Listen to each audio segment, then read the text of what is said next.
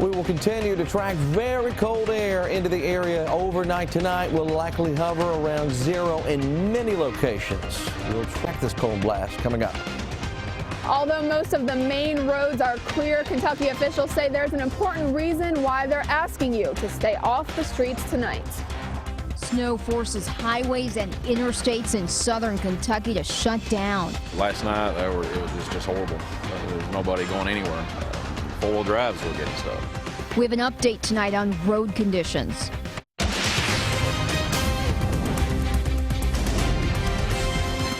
WKYT News starts now with First Alert Weather. Get ready for a cold night. Thanks for staying up with WKYT. I'm Kristen Kennedy. A big winter storm dumped snow across Kentucky and left us with very low temperatures tonight. Officer Don flew over downtown Lexington today in Sky First. You can see in the video he shot snow covering everything. Meteorologist Jim Caldwell is tracking current conditions with the First Alert Defender. Hey, Jim. Yeah, and it is a very, very cold night, and it's going to continue to get colder and colder as it kind of wears on here. Some folks already in single digits or sitting right at 0, and in some areas, sub-zero temperatures are already showing up. Right now in Lexington at the airport now. Keep this in mind. We're at 13 degrees at the airport, where they also only measured around 7 or 8 inches of snow, while everybody else throughout most of Fayette County had at least around 10, 11, 12. I don't know. It's a no-brainer sometimes. Anyway, enough about that. 13-degree feels like temperature as well. Notice this right here. Humidity coming up to 92%. What we're likely going to run into as we head through the overnight hours will be areas of fog. Now, why is that so concerning? Well, look at the actual air temperature in many spots. 13, 7, 16. When you have humidity that high and you start talking about some areas of fog, you're talking about freezing fog. So not only do we already have issues with area roadways, but what's going to happen is that moisture from the fog will start to settle on roadways that have been cleared and cause another hidden glazing to possibly develop, meaning more slick spots to be worried about tomorrow morning. We'll track the fog hour by hour and these cold temperatures coming up. And those cold temperatures could mean big problems for drivers tonight. State leaders are asking people to stay off the roads. They expect many of them to refreeze. WKYT's Monique Blair has a warning for drivers in our top story at 11.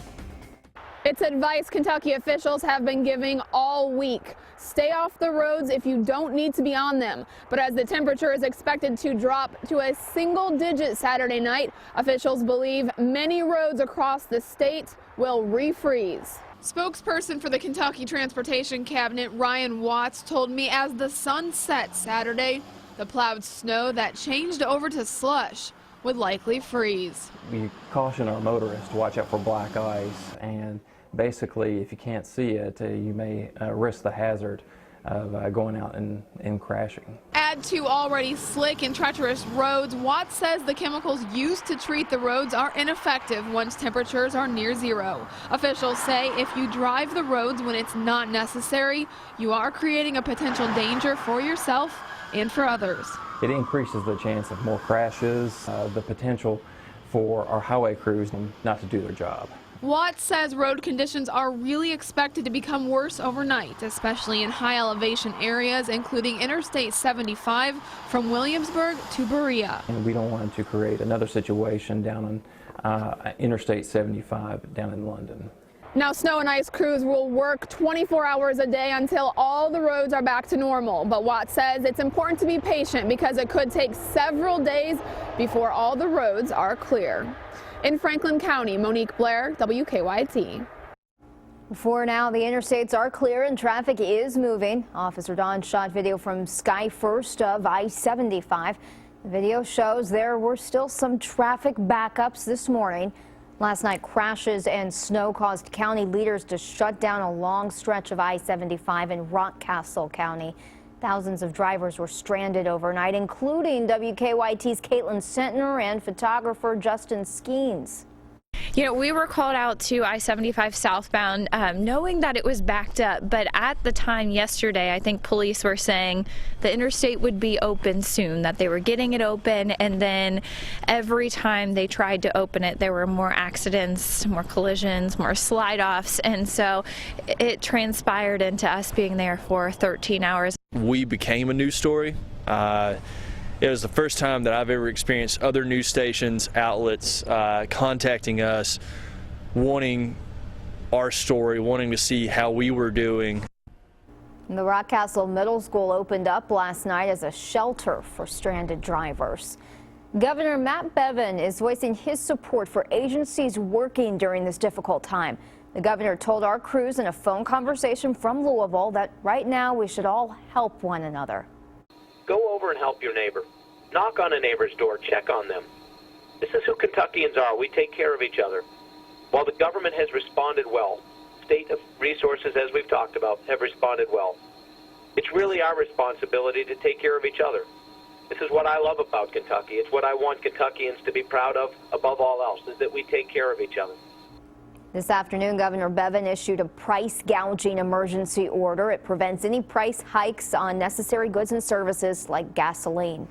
Leaders in southern Kentucky are keeping in close touch with the governor right now. State police had to shut down Highway 80 between London and Somerset today for several hours. Troopers tell us cars were sliding off the roadway and semis jackknifed across both lanes of traffic. The road has since reopened. Last night, it was just horrible. There was nobody going anywhere.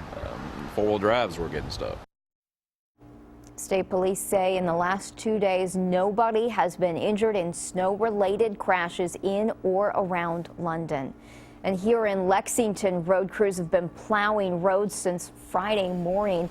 Main roads are clear, but the trouble spots are still the side streets in many neighborhoods. Many private companies plowed side streets today.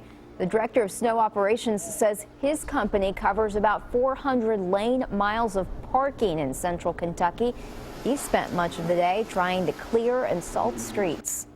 Salt won't work tonight very well, so if we don't get it cleared off by this afternoon, it could be pretty dangerous in the morning for people.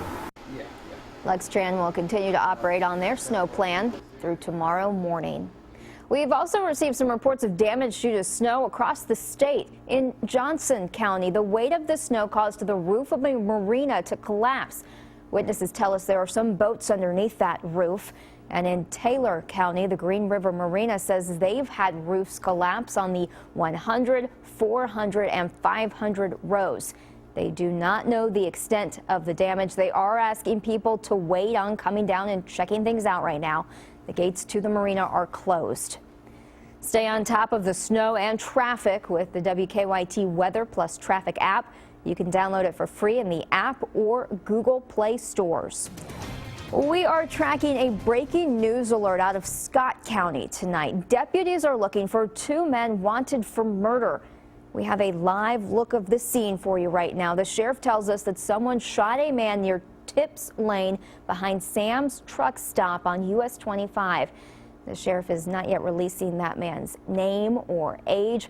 Right now, the sheriff says they have a very limited description of those shooters. We're just getting into some preliminary investigations on this. We have talked with some witnesses in the area. Apparently at one time, all 3 of them were together. And then apparently there were some shots fired. One male ended up on the ground. The other 2 males got into a red passenger car and left the area. The Scott County coroner says the victim's body is going to the state medical examiner's office for an autopsy. And in Somerset, police are looking for a man involved in a shooting. That shooting happened this morning at Sunset Mobile Home Park. Officers say Randy Kaufman shot 38-year-old Lee Collier in the chest. Emergency crews rushed him to Lake Cumberland Regional Hospital. We do not know how he's doing. Police did release this photo of Kaufman, and when caught, he will face an assault charge. A standoff spanning several hours tonight ended with Lexington police making an arrest. Police got a call around 4:30 about a man on Reading Road threatening to harm himself. When they arrived, the man refused to come out. They also say a woman was inside the apartment with him. The SWAT team went in and evacuated neighbors. The woman, we're told, came out on her own. Police arrested the man around 9. Kentucky fans who managed to dig out of the snow and get over to Rupp Arena were not disappointed. UK crushed Vanderbilt today. Lee K. Howard breaks down the highlights. That's right, Kristen. It may have been cold outside, but several of the Wildcats came out hot and led Kentucky all the way to an impressive victory today at Rupp. Tyler Eulis had 10 points in the first half. Here's 3 of them the old-fashioned way. That's a 7-footer Eulis goes up against for the hoop and the harm. Alex Poitras had 8 first-half points. The spin and the score. AP came to play. Makes it 21-14 Kentucky. Another big day for Poitras. Finished with 16 on 8 of 10 shooting. Then off the inbounds pass, Murray decides he's going the distance. Dickie V called that a green room play.